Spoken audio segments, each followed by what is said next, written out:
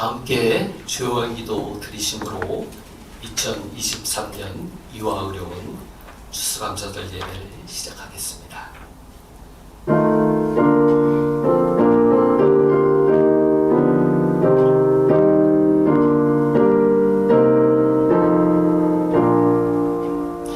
감사함으로 그의 문에 들어가며 찬송함으로 그의 궁정에 들어가서 그에게 감사하며 그의 이름을 송축할지어다. 아멘.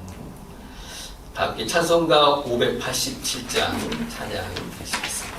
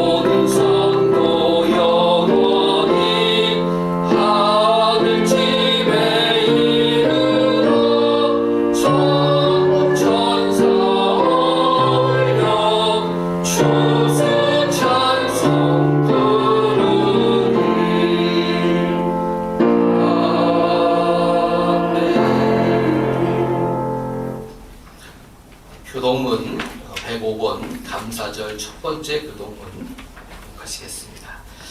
여호와께 감사하라. 그는 선하시며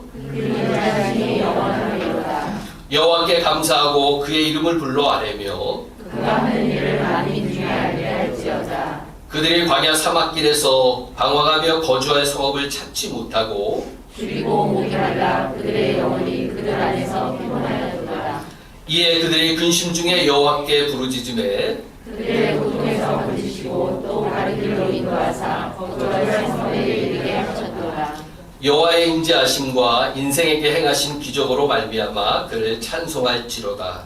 그가 사모하는 영혼에게 만족을 주시며 줄인 영혼에게 모든 것으로 채워주시리로다. 설경선 전사님께서 대표기도 인도해 주시겠습니다. 기도드리겠습니다. 감사로 제사를 드리는 자가 나를 영화롭게 하나니 그의 행위를 옳게 하는 자에게 내가 하나님의 구원을 보이리라. 할렐루야. 사랑과 은혜가 풍성하신 하나님 아버지, 오늘 하나님께 온 마음과 정성을 다하여 하나님께 기쁨과 감사로 예배드릴 수 있도록 인도하여 주셔서 감사합니다. 한 해 동안도 하나님께서 저희의 인생들을 돌보아 주셨고 햇빛과 구름으로 이른 비와 늦은 비를 적당한 때에 내려주셔서 눈물을 흘리며 씨를 뿌렸던 이들에게 곡식 땅과 과실을 풍성하게 맺고 수확하는 기쁨을 주셨고 온 대지에 생기를 불어넣으시사 만물들이 주의 은혜를 찬양하게 하심을 감사합니다. 이 시간 의화 의료진과 교직원 분들을 위해 기도합니다. 치료의 하나님, 사랑의 기독교 정신으로 인류를 질병으로부터 보호하고 구하는 의화 의료원이 하나님의 기쁨이 되는 병원, 하나님께서 영광 받으시는 병원, 치유를 선도하는 세계적인 병원으로 세워주시기를 간절히 간구합니다. 이 시간 하나님께서 의화 의료원의 또 의료원장님과 그에 따른 의료진과 경영진 그리고 교직원분들을 통해 모세와 같은 영적 지도자로 다니엘과 같이 세상과 구별된 하나님의 지혜와 지식을 갖춘 각 분야의 관리로 요셉과 같이 환난과 어려움 때문에 친척과 가족, 믿음의 공동체를 구원하기 위해 세우시는 하나님의 꿈과 비전을 이루는 자로 이 시대에 하나님의 음성을 깨우시는 하나님의 귀한 선지자들로 예수님의 치유가 필요한 이곳에 영혼들을 보내주시사 하나님의 사랑의 치료자로 위로자로 세워주시고 수많은 곳에 찾아가는 아름다운 선교사로 부르시고 기르시고 계신 줄을 믿습니다. 이 시간 오랜 질병으로 인해 고통받은 수많은 이들 가운데 하나님의 치유의 빛이 헌신과 사랑으로 섬기시는 의료진과 교직원님들의 따스한 손길을 통하여 치유가 급속도로 임하게 하여 주시고 그들의 상처로부터 새살이 돋게 하시며 전인적으로 치료하여 주셔서 내 병상을 들고 가라라는 주님의 그 말씀이 온전히 이루어지기를 간절히 소망합니다. 오늘 말씀을 전해주시는 양현애 목사님께 성령님께서 임하여 주시고 지극히 높으신 하나님의 은혜와 능력으로 덮어주셔서 대언하시는 생명의 말씀들을 통해 많은 이들의 영혼육과 환경을 살리심으로 삶이 기쁨과 감사로 충만하게 올려드리게 하여 주심을 감사합니다. 이 모든 말씀 살아계신 우리 주 예수님의 이름으로 기도드립니다. 오늘 추수감사절 예배를 위해서 우리 목동병원 성가대가 넓은 들의 익은 곡식이라고 하는 제목으로 특별 찬양해 주시겠습니다. 오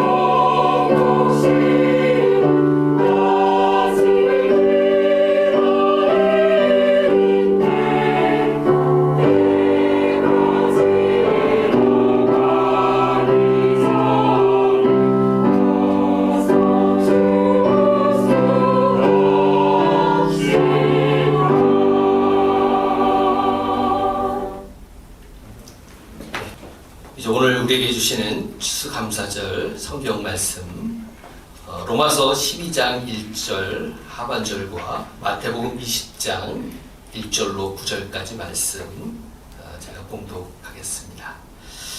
너희 몸을 하나님이 기뻐하시는 거룩한 산제물로 드리라. 이는 너희가 드릴 영적 예배니라. 천국은 마치 품꾼을 얻어 포도원에 들여보내려고 이른 아침에 나간 집주인과 같으니 그가 하루 한 데나리온씩 품꾼들과 약속하여 포도원에 들여보내고 또 제3시에 나가보니 장터에 놀고 서 있는 사람들이 또 있는지라. 그들에게 이르되 너희도 포도원에 들어가라. 내가 너희에게 상당하게 주리라 하니 그들이 가고 제6시와 제9시에 또 나가 그와 같이 하고 제11시에도 나가보니 서 있는 사람들이 또 있는지라. 이르되 너희는 어찌하여 종일토록 놀고 여기 서 있느냐. 이르되 우리를 품꾼으로 쓰는 이가 없음이니이다. 이르되 너희도 포도원에 들어가라 하니라. 저물매 포도원 주인이 청지기에게 이르되 품꾼들을 불러 나중 온 자로부터 시작하여 먼저 온 자까지 삭슬 주라 하니 제11시에 온 자들이 와서 한 데나리온씩을 받거늘. 아멘. 이제 오늘 추수감사절을 맞이해서 본교 기독교학과 교수님으로 수고하시는 양현애 목사님께서 우리들의 추수감사의 물이라고 하는 제목으로 귀한 말씀 전해주시겠습니다. 제가 이제 4년 전에까지 교목을 했었었는데 그 이후에는 뭐 다른 또 활동을 해야 되기 때문에 교목을 하지 않고 오늘 사실 4년 만에 이렇게 추수감사 예배 오면서 상당히 걱정이 됐습니다. 옛날에는 기타로 성가대를 하시고 그러셨고 그렇게 바쁘셔가지고 뭐 많이 못 모이신 적도 있었는데 이번에 가면은 예배 과연 어떤 풍경이 벌어질까 생각을 했었습니다. 그런데 와서 보니까 역시 어른들 예배는 기타보다는 피아노가 낫지요. 그리고 너무 화음도 너무 훌륭한 것 같아요. 그래서 너무 다행이다. 하나님이 그동안에 여기를 떠나지 않으셨구나. 그 부분에 너무 제가 감동을 했고요.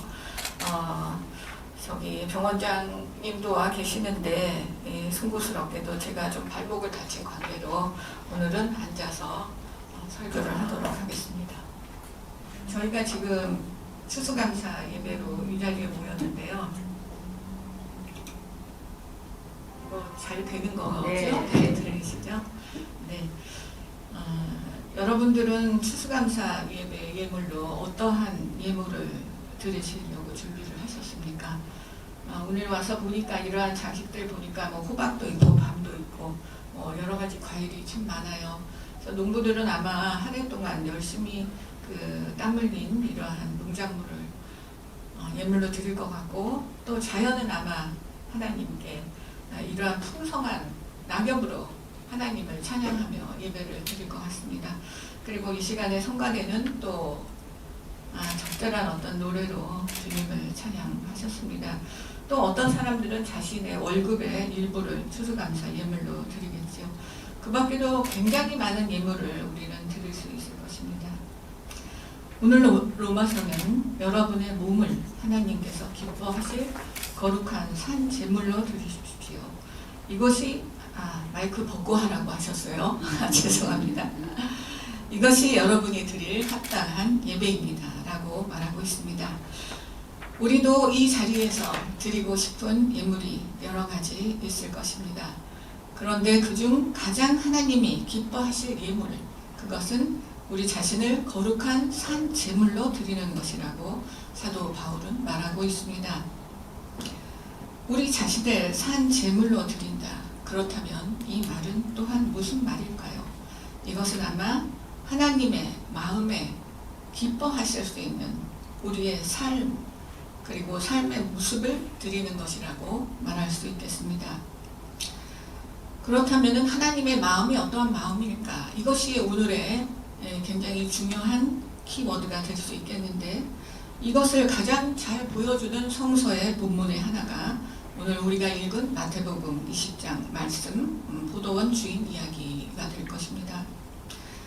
사실 우리는 이 포도원 주인에 관한 비유를 굉장히 많이 들어서 익히 잘 아는 본문이라고 할 수 있습니다. 포도원 주인이 이 성경 번역과 제가 갖고 있는 번역에 뭐 시간이 조금씩 다르지만은 어쨌든 이른 아침에 인력 시장에 나가서 일꾼들을 한 데나리온의 품삯을 주기로 하고 데려옵니다. 이른 아침에 나갔고 9시, 12시, 3시, 5시 이렇게 또 나가서 일꾼을 데려왔고 일이 끝나자 모두에게 한 데나리온의 품삯을 주었습니다. 그런데 가장 먼저 온 사람들이 주인에게 불공평하다고 컴플레인을 합니다. 그러자 주인이 내가 당신들에게도 약속한 대로 한 데나리온을 주었으오. 그리고 당신보다 나중에 온 이들에게도 한 데나리온을 주고 싶어서 주었는데 도대체 무엇이 문제입니까? 나는 당신들과 약속을 이행했어. 그리고 이후에 온 사람들도 가여워서 내 것을 가지고 그 사람들에게 후히 베풀었다 하여 문제가 될 것은 없지 않소. 내가 인심이 후하다는 것을 문제로 삼을 것이 아니라 당신들의 마음이 강팍하고 긍휼의 마음이 없다는 것을 문제 삼아야 되지 않겠소라고 대답하며 사람들의 불만이 부당함을 지적했다는 이야기입니다. 자, 그러면 오늘 이 본문을 현대의 우리 사회에서 통용되는 상식으로 보았을 때 이 비유에서 나오는 사람들 가운데 가장 이상한 사람은 누구일까요? 임금을 가지고 불평하는 품꾼들이야 일상에서 흔히 볼 수 있는 일입니다.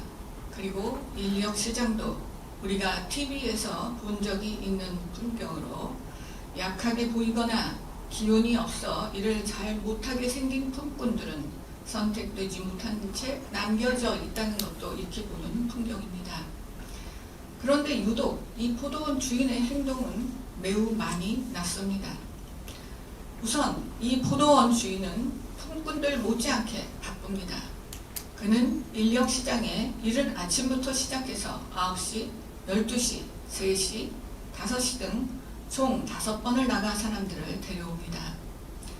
포도밭의 하루의 일의 총량은 정해져 있기 때문에 보통의 포도밭 주인은 이른 아침에 나가 필요로 하는 인원수만큼의 건강하고 힘있어 보이는 사람들과 일정한 계약을 하고 데려다가 하루 종일 감독합니다. 그리고 일이 끝나면 약속된 품삯을 주고 보내면 그만인 일일 것입니다. 그런데 이 포도밭 주인은 5번이나 인력시장에 나가 사람들을 끊임없이 데려다가 일을 주고 있습니다. 심지어 약하고 병들어 보여 5시가 되도록 일을 받지 못했던 사람들에게까지 왼종일 하는 일 없이 여기서 빈둥거리고 서 있냐고 말을 건네며 포도밭으로 데려갑니다. 그렇다면 이 질문은 비난일까요? 만일 비난이라면 주인은 그들을 빈정댈 뿐 데려다가 일을 주지 않을 것입니다. 따라서 이 말은 주인의 명령의 마음, 긍휼의 마음에서 나오는 말이라고 볼 수 있습니다. 그렇다면 포도밭의 면적이 계속 늘어나서 일감이 계속 늘어나는 것도 아닌데 도대체 무슨 시킬 일이 많아 이 많은 사람들이 왜 필요한 것일까요? 또한 이 포도밭 주인은 품삯을 지불하는데 5시, 3시, 12시, 9시 그리고 이른 아침의 순서대로 임금을 지불합니다. 늦게 온 순서대로 한 데나리온씩을 지불한 것입니다. 만약에 이 포도밭 일이 이른 아침이라고 하는 것이 6시라고 한다면 그래서 6시에 시작해서 저녁 6시에 끝날 경우 12시간 일한 것이 될 것입니다. 그리고 12시간의 품삯이 1데나리온이라고 할 수 있습니다. 그렇다면 5시, 즉 맨 나중에 온 사람의 마음은 품삯을 받을 때 매우 불안할 것입니다. 아, 나는 12분의 1데나리온을 오늘 받겠구나. 이러한 임금이라면 내 식구들을 먹일 수가 없을 텐데 큰일 났다 하고 조마조마하고 있을지도 모릅니다. 그런 그에게 주인은 1데나리온을 줍니다. 그리고 이후에 모든 사람들에게도 똑같이 1데나리온을 주었습니다. 마지막에 온 사람이 1데나리온을 받았을 때 그 사람의 마음이 얼마나 당황스럽고도 기뻤을지 우리는 상상해 볼 필요가 있겠습니다. 이러한 두 가지 점에서도 이 포도밭 주인은 정말 이상한 포도밭 주인이라고 할 수 있습니다. 때문에 오늘 본문은 하늘나라는 자기 밭에서 일할 일꾼을 사려고 이른 아침 일찍 집을 나선 밭 임자와 같다라고 아예 서두부터 전제를 깔고 시작하고 있습니다. 이 본문은 세상에서 우리가 보는 포도밭과 그 주인 혹은 품꾼과 품삯에 관한, 즉 주인과 노동자 혹은 노동과 임금에 관한 이야기가 아니라는 것입니다. 이 비유는 하늘나라의 주인인 하나님의 마음과 하늘나라에 관한 이야기인 것입니다. 하느님은 오늘도 무척 바쁘십니다. 한 사람이라도 더 하늘나라에 데려오기 위해서 노심초사 사람을 찾아 나서고 계십니다. 심지어 어떤 사람이 아무도 저에게 너는 하늘나라에 들어갈 자격이 없다고 말해요. 저 스스로도 나는 그런 좋은 것을 누릴 자격이 없다고 생각해요. 라면서 하늘나라 밖에서 서성대고 들어오지 못하는 사람들까지 찾아 나서서 데리고 오십니다. 그리고 그런 사람들에게도 입장권을 주십니다. 이 본문은 하나님이 얼마나 모든 사람을 하늘나라에 초대하기 위해 애쓰시는지를 잘 보여주고 있습니다. 그런데 구원이라는 1데나리온을 받을 자격이 있을 만큼 많이 거룩하고 경건했다고 자부하는 사람들은 하나님께 항의합니다. 하늘나라에도 노얄석, A석, B석, C석이 있어야지 왜 차별이 없습니까? 라고 말입니다. 스스로 하늘나라에 입장할 자격이 없을 거라고 생각했던 사람들은 반면 나는 겨우 들어가도 당연히 C석일 거야 라고 생각하고 있을지도 모르겠습니다. 세상에서 겪었던 차별을 하늘나라에서도 받을 것이고 그러니 감내해야 한다고 생각하고 있을지도 모르겠습니다. 그러나 하나님은 그런 사람들의 슬픔과 아픔을 아시고 하늘나라에서는 모든 배제와 차별을 철폐해 버리십니다. 이러한 하나님의 마음을 몰라주고 자칭 거룩한 사람들은 세상과 똑같이 하늘나라의 입장권과 좌석에도 차별을 두라고 그것이 다름 아닌 공정이라고 하나님께 항의하는 것입니다. 하늘나라는 어떤 곳일까요? 우리는 드라마나 영화를 통해 폭포수가 흐르고 아름다운 자연과 새들의 노래소리, 천사인지 사람인지 불분명한 어떤 존재들이 흰옷을 입고 노래하는 곳 등으로 상상해 볼 수 있을지 모르겠습니다. 저는 안 가봐서 하늘나라가 어떤 곳인지 상상도 안 됩니다. 그러나 어떤 곳이 아닐지는 분명하게 상상해 볼 수 있습니다. 하늘나라에는 무엇보다도 배제와 차별, 경쟁과 시기, 질투, 편가름, 분열, 폭력, 그리고 전쟁이 없을 것임은 분명합니다. 그래서 오늘 본문은 또 그 마지막에서도 분명한 경고를 바라고 있습니다. 잘 들어라, 명심해라, 가능한 한 많은 사람을 초대해서 하늘나라의 지복을 누리게 하라는 하나님의 마음, 그 초대하는 마음, 그리고 모든 사람을 똑같이 반대하는 그 마음을 모르는 사람은 아무리 훌륭하고 경건하고 거룩하게 살았다 할지라도 너희는 꼴찌가 될 것이다. 그러나 세상에서는 비록 너희가 꼴찌로 살았더라도 하나님의 마음을 알고 그러한 마음을 가진 사람은 첫째가 될 것이라고 말입니다. 기독교인이란 어떤 사람일까요? 내 생각, 세상에서 통용되는 방식으로 사는 것에서 돌이켜 하나님의 생각과 하나님의 마음을 헤아려보고 그 방식을 따라 살려고 노력하는 사람이라고 할 수 있을 것입니다. 따라서 우리 기독교인들은 세상에서 통용되는 배제와 차별의 삶의 방식에서 가능한 한 많은 사람들을 우리의 호의와 선의로 초대하고 따뜻한 환대를 베푸는 그러한 하나님의 삶의 방식으로 돌이켜야 하겠습니다. 그리고 세상이 차별과 배제의 장벽을 더 높게 쌓으면 쌓을수록 우리는 그 장벽을 1cm라도 혹은 0.1cm라도 내가 할 수 있는 한에서 그 담을 낮추고 또 낮춰보려는 삶을 살아야 할 것입니다. 사실 이러한 삶을 실천하는 것은 말처럼 쉬운 일이 정말 아닙니다. 저도 학교에서 몸 담고 있지만 이것이 얼마나 쉽지 않은 일이라는 것을 여러분과 마찬가지로 잘 알고 있습니다. 세상에서 살면서 강력한 유혹과 저항에 부딪힐 수 있는 것을 알고 있습니다.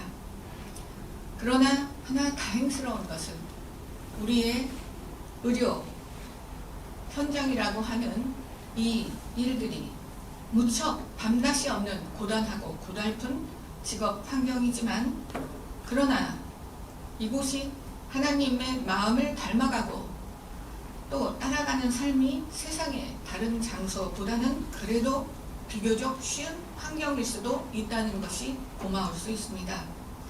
병원에 오는 사람들은 참으로 다양합니다.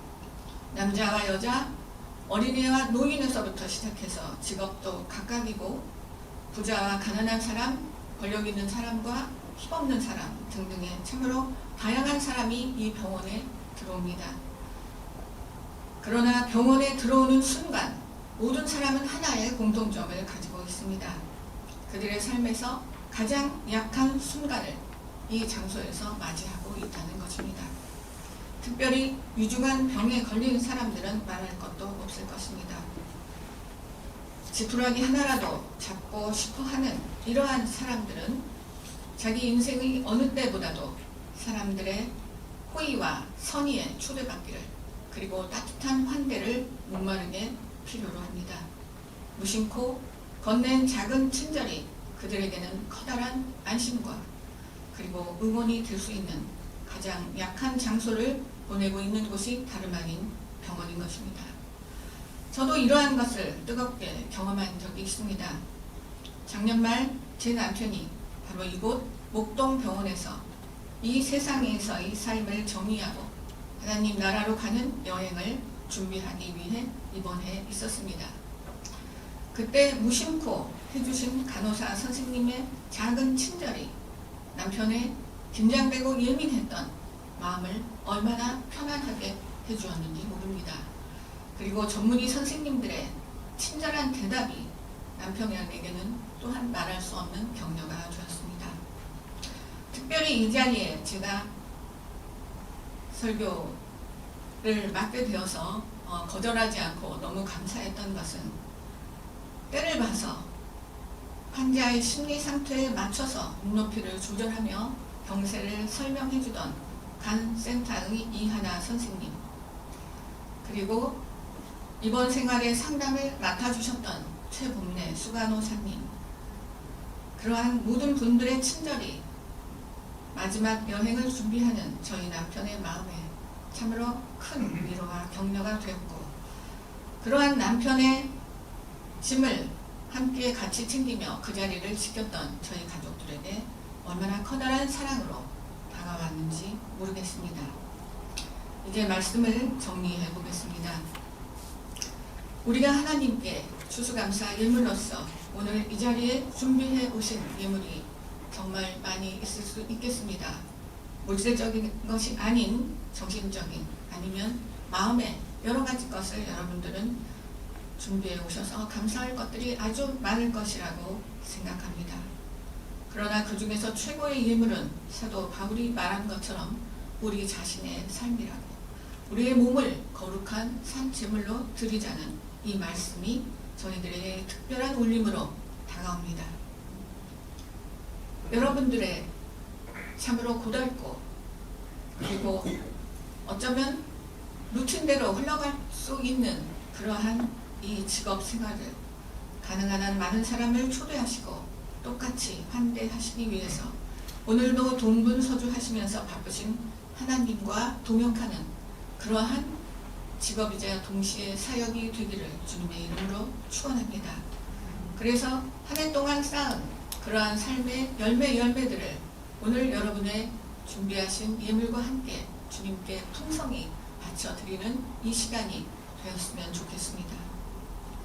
그리고 바라건대 내년에는 여러분들의 1년의 삶이 여러분의 고달픈 시간과 수고를 능가하는, 여러분의 삶을 풍성하게 채워주는 보람과 의미로 가득 찬 그러한 커다란 열매를 여러분 자신이 맛보면서 이 추수감사절 예배가 여러분 자신들의 축제가 되기를 주님의 이름으로 축원드립니다. 이제 준비하신 귀한 예물 주님께 보온 드리시겠습니다.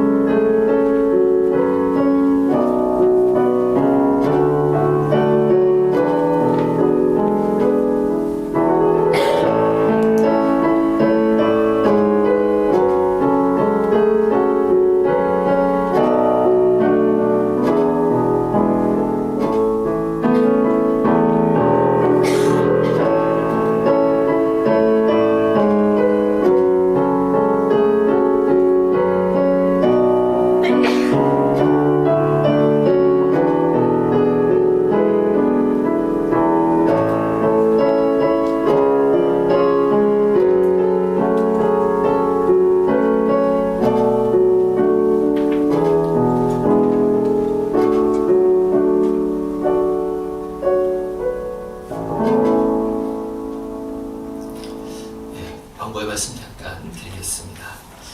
가장 바쁘시고 힘든 시간에 또 귀한 또 예배를 위해서 함께해 주신 우리 의원장님을 비롯한 우리 모든 교직원 여러분들께 감사의 말씀을 드리겠습니다. 또 찬양으로 섬겨주신 우리 우리 목동병원 성가대교회도 다시 한번 감사의 말씀을 드리겠습니다. 또 여러 모양으로 예배를 위해서 애써주신 우리 모든 선생님들께 다시 한번 진심으로 감사의 말씀을 드리겠습니다. 나가실 때 의료원에서 준비하신 작은 선물이 있습니다. 한 번도 빠짐없이 받아가시고 또 남은 또 모든 2023년의 시간들 아름답고 복된 열매와 결실을 맺는 시간들이 되시기를 기도드리겠습니다. 다시 한번 또 귀한 말씀 전해주신 양현애 목사님께도 감사의 말씀을 드리겠습니다. 이제 마지막으로 우리 다 함께 일어나셔서 찬송가 593장 1절과 5절만 찬양하시고 양현애 목사님의 축도로 모든 예배 순서를 마치도록 하겠습니다.